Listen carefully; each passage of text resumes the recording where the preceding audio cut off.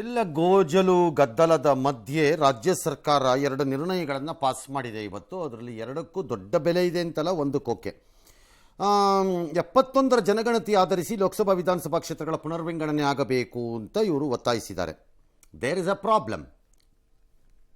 One against and for. ವಿರುದ್ಧ ಏನು ಅಂದರೆ, ಹೊಸ ಜನಗಣತಿಯ ಪ್ರಕಾರದಲ್ಲಿ ನೀವು ಮಾಡಿದರೆ ಉತ್ತರ ಭಾರತ ಮತ್ತು ಇನ್ನಿತರ ಕೆಲವು ರಾಜ್ಯಗಳಲ್ಲಿ ಜನಸಂಖ್ಯಾ ಸ್ಫೋಟ ಆಗಿ ಕೂತಿದೆ.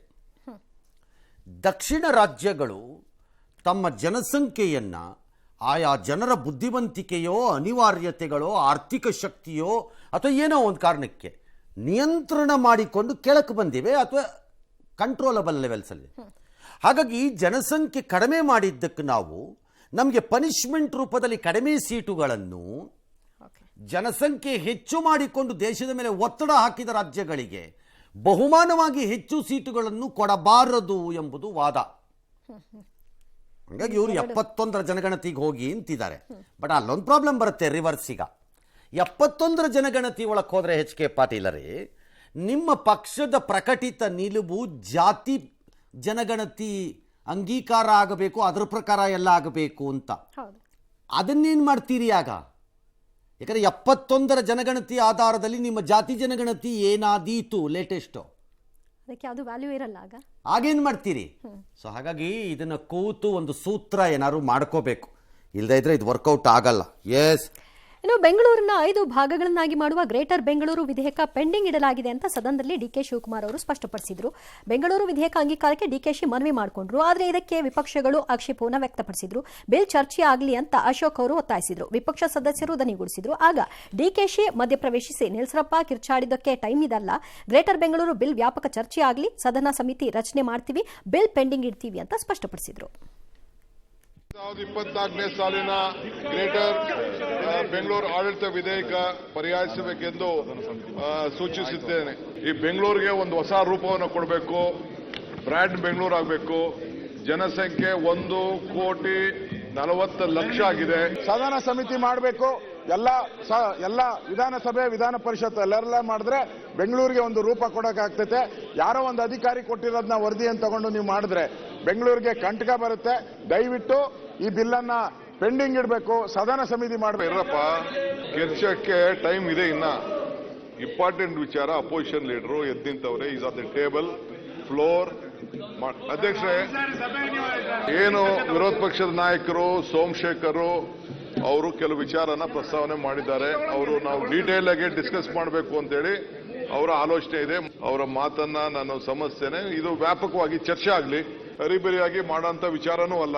ಮುಂದಕ್ಕೆ ಬೆಂಗಳೂರಿಗೆ ಅವರ ಸಲಹೆ ಎಲ್ಲ ನಮ್ಮ ಶಾಸಕರು ರಿಜ್ವಾನ್ ಅವರೆಲ್ಲ ಕೂಡ ಮಾತಾಡಿದ್ರು, ಕೃಷ್ಣ ಬೈರೇಗೌಡರು ಮಾತಾಡಿದ್ರು. ನಾನು ಸದನ ಸಮಿತಿ ಮಾಡಲಿಕ್ಕೆ ನನಗೆ ಸಮ್ಮತಿ ಇದೆ. ಇರಪ್ಪ, ಮೊದಲು ಮಾಡಕ್ಕೆ ಆಸಕ್ತಿ ತೋರಿಸೋದು, ಆಮೇಲೆ ಚರ್ಚೆ ಆಗಲಿ ಅನ್ನೋದು. ಏನು ಟೆಸ್ಟ್ ಮಾಡ್ತಿದ್ದಾರೆ ಹೆಂಗಾಗತ್ತೆ ಅಂತ. ಮಾಡಲಿ ಬಿಡಿ ಚರ್ಚೆ.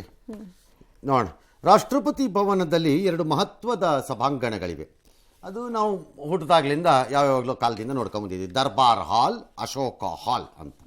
ದರ್ಬಾರ್ ಹಾಲ್ ಬ್ರಿಟಿಷರ್ಸು ದರ್ಬಾರ್ ಅಲ್ವಾ, ರಾಣಿದು ದರ್ಬಾರ್ ತಾನೆ, ರಾಣಿಯ ದರ್ಬಾರ್ಗೋಸ್ಕರ ದರ್ಬಾರ್ ಹಾಲ್ ಅಂತ ಇಟ್ಕೊಂಡ್ರು. ಅಶೋಕ ಹಾಲ್ ಅಂತಲೂ ಇತ್ತು. ಈಗ ಸರ್ಕಾರ ಅದು ಎರಡಕ್ಕೂ ಹೊಸ ಹೆಸರು ಕೊಟ್ಟಿದೆ. ಹೊಸದಂದ್ರೆ ಪೂರ್ತಿ ಅಲ್ಲ, ಒಂದಕ್ಕೆ ಪೂರ್ತಿ ಅಷ್ಟೇ. ದರ್ಬಾರ್ ಹಾಲ್ನ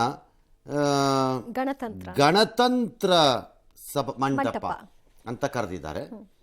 ಇನ್ನು ಅಶೋಕ ಹಾಲ್ನ ಅಶೋಕ ಮಂಟಪ ಅಂದ್ರೆ ಹಾಲ್ ತೆಗೆದು ಮಂಟಪ ಮಾಡಿದ್ದಾರೆ ಅಷ್ಟೇ. ದರ್ಬಾರ್ದನ್ನು ಕಿತ್ತಾಕ್ಬಿಟ್ಟು ಗಣತಂತ್ರ ಮಾಡಿದ್ದಾರೆ. ಆಲ್ ರೈಟ್, ಮಾಡ್ಕೊಳ್ರಿ ಅಷ್ಟೇ ತಾನೆ. ಬದಲಾವಣೆಗಳು ಬೇಕಲ್ಲ. Very good. ಎಸ್. ಗಣಿ ಮತ್ತು ಖನಿಜ ತೆರಿಗೆ ವಿಚಾರದಲ್ಲಿ ಕೇಂದ್ರ ಸರ್ಕಾರಕ್ಕೆ ಸುಪ್ರೀಂ ಕೋರ್ಟ್ನಲ್ಲಿ ಹಿನ್ನಡೆಯಾಗಿದೆ. ಸಂವಿಧಾನದ ಅಡಿಯಲ್ಲಿ ಗಣಿ ಮತ್ತು ಖನಿಜ ಹೊಂದಿರುವಂತಹ ಭೂಮಿಗೆ ತೆರಿಗೆ ವಿಧಿಸಲು ಆಯಾ ರಾಜ್ಯ ಸರ್ಕಾರಗಳಿಗೆ ಶಾಸಕಾಂಗ ಅರ್ಹತೆ ಇದೆ ಅಂತ ಸುಪ್ರೀಂ ಕೋರ್ಟ್ ತೀರ್ಪನ್ನು ಕೊಟ್ಟಿದೆ. 9 ಮಂದಿ ನ್ಯಾಯಾಧೀಶರನ್ನ ಒಳಗೊಂಡಂತಹ ಸಂವಿಧಾನ ಪೀಠವು 8-1 ಬಹುಮತದ ತೀರ್ಪನ್ನು ನೀಡಿದೆ. ಖನಿಜಗಳ ಮೇಲೆ ಪಾವತಿಸಬೇಕಾದಂತಹ ರಾಯಧನವು ತೆರಿಗೆ ಅಲ್ಲ ಅಂತ ಹೇಳಿದೆ. ಸಂವಿಧಾನದ ಪಟ್ಟಿ 2ರ ಉಲ್ಲೇಖ 50ರ ಅಡಿಯಲ್ಲಿ ಖನಿಜ ಹಕ್ಕುಗಳ ಮೇಲೆ ತೆರಿಗೆ ವಿಧಿಸುವ ಅಧಿಕಾರ ಕೇಂದ್ರ ಸರ್ಕಾರಕ್ಕೆ ಇಲ್ಲ ಅಂತ ಸ್ಪಷ್ಟಪಡಿಸಿದೆ. 1989ರಲ್ಲೇ ಅಂದು 7 ನ್ಯಾಯಮೂರ್ತಿಗಳ ಒಂದು ಪೀಠ ಈ ಕುರಿತಂತೆ ಒಂದು ನಿರ್ಧಾರವನ್ನು ಮಾಡಿತ್ತು. ಆ ಪ್ರಕಾರದಲ್ಲಿ ಈ ಎಲ್ಲವುಗಳ ಮೇಲಿನ ಹಕ್ಕು ಕೇಂದ್ರ ಸರ್ಕಾರದ್ದು ಅಂತ ಇತ್ತು, ಎಕ್ಸೆಪ್ಟ್ ರಾಯಲ್ಟಿ ಇಲ್ಲಿತ್ತು. ಓಕೆ. ಅದನ್ನು ಪ್ರಶ್ನೆ ಮಾಡಿ ವಾಪಸ್ ಬಂದಿದ್ರು. ಈಗ ಹಾಗಾಗಿ ಈಗ ಅಲ್ಲಿ 7 ಆಗಿದ್ದರಿಂದ ಈಗ 9 ನ್ಯಾಯಾಧೀಶರದ್ದು ಮಾಡಿದ್ದಾರೆ. 8 ನ್ಯಾಯಾಧೀಶರು ತೀರ್ಪಿನ ಪರ, ಒಬ್ಬರು ಅದರ ವಿರುದ್ಧವಾಗಿ ಬಿ ವಿ ನಾಗರತ್ನ ಅವರು ಇದ್ದಾರೆ. ಇದರಿಂದ ಆಗಬಹುದಾದ ಅನ್ಬಿಲಿಯಬಲ್ ಚೇಂಜ್ ಬರ್ಬೋದು ಇದಕ್ಕೆ ಅನ್ಸತ್ತೆ. ಹಲವು ರಾಜ್ಯಗಳು ಖನಿಜ ಸಂಪತ್ತಿನಲ್ಲಿ ಸಮೃದ್ಧಿಯಾಗಿ ಶ್ರೀಮಂತಿಕೆಯಲ್ಲಿರುವ ರಾಜ್ಯಗಳಿಗೆ could be A lottery ticket ಹೊಡೆದಿದೆ ಅಂತ ಕಾಡುತ್ತೆ. ಆ ರಾಜ್ಯಗಳಿಗೆ ಅವಕಾಶ ಇರೋದು. ಆ ರಾಜ್ಯಗಳಿಗೆ ವಿರಾಮ ಒಂದಿದೆಯಲ್ಲ, ಹಾಂ ಸರ್. ಅದನ್ನು ತೆಗೆದುಕೊಂಡು ವಾಪಸ್ ಬರೋಣ. ಬಂದ ಮೇಲೆ ಮಳೆ, ಧಾರಾಕಾರ ಮಳೆ ಅಲ್ವಾ, ಅದು ಜಲಾಶಯಗಳು ತುಂಬಿ ತುಳುಕಾಡ್ತಿವೆ. ಕೆಲವು ಕಡೆ ಕಂಡು ಕೇಳರಿಯದ ರೀತಿ ನೀರನ್ನು ಹೊರಗೆ ಬಿಡಬೇಕಾದ ಸನ್ನಿವೇಶಗಳು ಬರ್ತಿವೆ, ಇನ್ಕ್ಲೂಡಿಂಗ್ KRS ಅಲ್ಲೇನೋ ಇವತ್ತು ರಾತ್ರಿ 1 ರಿಂದ 1.5 ಲಕ್ಷ ಕ್ಯೂಸೆಕ್ ಬಿಡ್ತೀವಿ ಅಂತಿದ್ದಾರೆ. ನಾವು ಫೈಟಿಂಗ್ ಮಾಡ್ತಿದ್ದೆ ತಮಿಳ್ನಾಡು ಜೊತೆ ಅಥವಾ ಅವ್ರು ನಮ್ಮ ಜೊತೆ 1,500 ಕ್ಯೂಸೆಕ್ ಬಿಡಬೇಕು. ಆಗಲ್ಲ, 1000 ಬಿಡ್ಬೋದು ಅಷ್ಟೇ. ನಮ್ಮ ಹತ್ರ ಇಲ್ಲ ನೀರು, ನಮ್ಮ ಹತ್ರ ಆಗಲ್ಲಪ್ಪ, ಬಿಡಕ್ಕಾಗಲ್ಲ. 1000 ಬಿಡ್ತೀವಿ, ಆಗಲ್ಲ 1.5 ಬಿಡಬೇಕು ನೀವು ಅಂತಿದ್ರು. ಈಗ ಎಷ್ಟು 1.5 ಲಕ್ಷ ಕ್ಯೂಸೆಕ್ ಬಿಡಕ್ಕೆ ರೆಡಿ ಆಗ್ತಿದಾರಂತೆ.